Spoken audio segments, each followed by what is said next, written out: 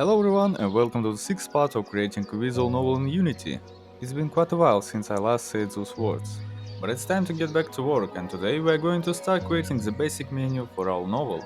Well, let's get started.